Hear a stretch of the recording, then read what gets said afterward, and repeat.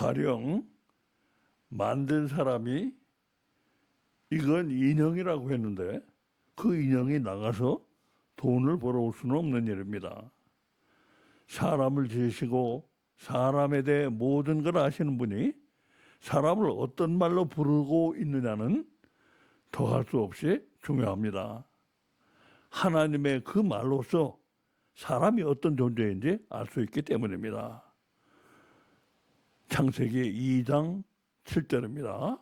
주 하나님께서 땅의 흙으로 사람을 지으시고 그의 콧구멍에다 생명의 호흡을 불어넣으시니 사람이 살아있는 혼이 되었더라.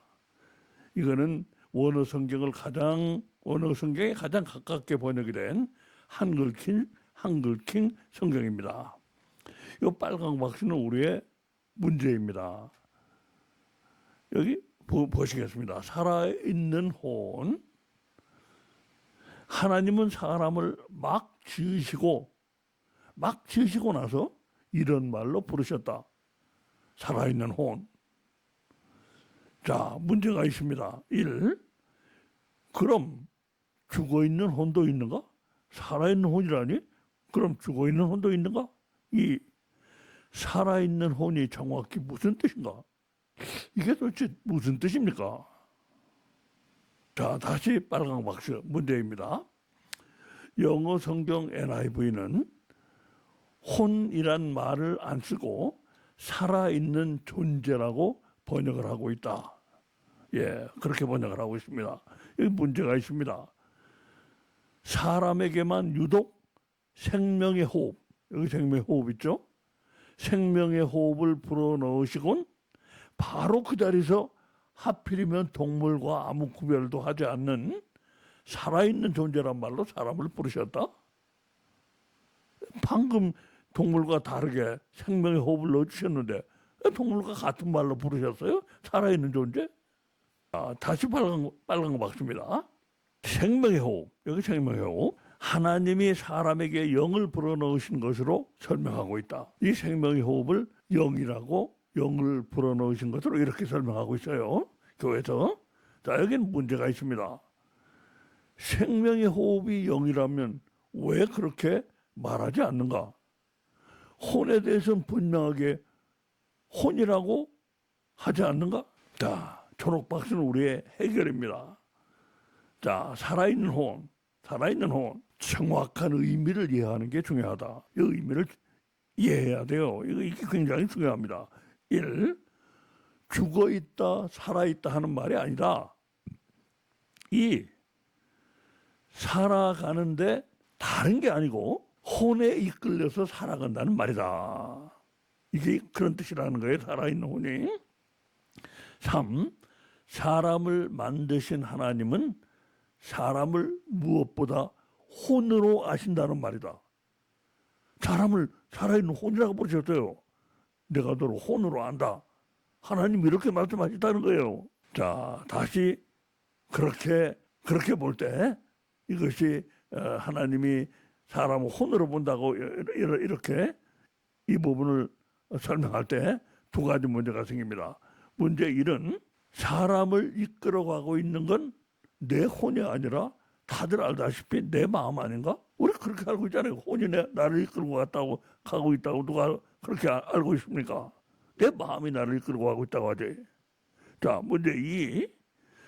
살아있는 존재라는 말로는 사람의 특별함이 안 나타난다고 아까 그랬어요.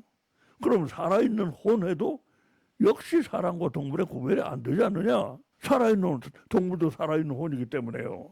그럼 이제 먼저 문제 1을 보겠어요. 나를 이끌어가고 있는 게 과연 마음인지 혼인지. 그 다음에 이제 문제 2. 사람도 동물도 다 살아있는 혼인데 이 어떤 차이가 있는지 그걸 보겠습니다. 나는 내가 없는 곳에 존재한다. I am where I'm not. 나는 내가 없는 곳이라는 이게 뭐냐? 이게 바로 내가 모르는 무의식을 가리킵니다. 나도 모르는 내 무의식이 나를 지배하고 있다는 뜻입니다. 이게. 자, 설명을 보겠습니다. 현대 과학의 발견, 프로이트 락강으로 이어지는 정신 분석학은 100여 년 전에 처음으로 무의식을 발견함으로써 세상을 충격에 빠뜨렸다. 세상에 아유 우리 그런 거 있는 줄도 모르고 살고 있었는데 우리에게 무의식이 있다는 말이야. 세상이 충격에 빠졌습니다. 자, 디테일을 보겠습니다. 1. 사람에겐 자신도 모르는 무의식이 있어서 이것이 사람을 지배하고 있다. 2. 하나님이 사람을 혼이라고 하신 건 바로 이 지배하는 무의식을 가리킨다. 혼이 바로 무의식이라는 거예요. 다음으로 사람도 동물도 살아있는 혼인데 어떤 차이가 있는지 보겠습니다. 욥기입니다. 이제 소같이 풀을 먹는 배의 못을 볼지어다. 내가 너를 지은 것 같이 그것도 지었느니라. 그것의 힘은 허리에 있고 그 뚝심은 배의 힘줄에 있고. 또 41장으로 가서 내가 낚시로 니오야단을 끌어낼 수 있겠느냐? 노끈으로 그 혀를 맬 수 있겠느냐? 물론 못합니다.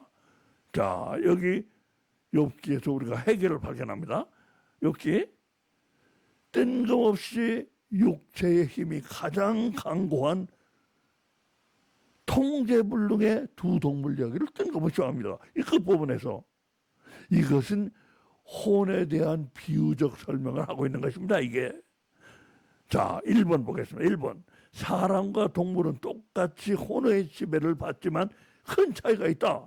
이 육의 힘도 혼을 강구하게 하지만 육의 똑똑함 뭡니까? 머리, 두뇌. 육의 똑똑함은 혼을 더욱 강구하게 한다. 이 뱀을 이어야 되는 혼도 강구하지만 머리가 좋은 인간은 그 혼이 더 강구하다 이거예요. 자, 회색 박스는 우리의 이제 사실 설명입니다. 베드로전서 1장 9절입니다. 이는 너희 믿음의 결과 곧 너희 혼들의 구원을 받음이니라. 이것도 한글 긴 성경입니다. 자, 구원은 혼의 구원이다. 믿음의 결과는 구원인데, 이 믿음의 결과는 구원인데 그 구원은 혼을 구원하는 것이다. 그 구원은 혼을 구원하는 것이다. 따라서 구원에 엄청난 어려움이 생깁니다. 1. 사람은 은밀히 혼의 지배를 받는데 그 혼은 통제불능의 동물보다 더 강고하다. 2.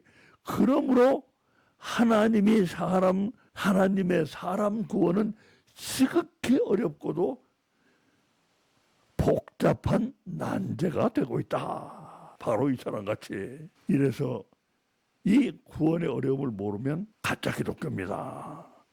감사합니다.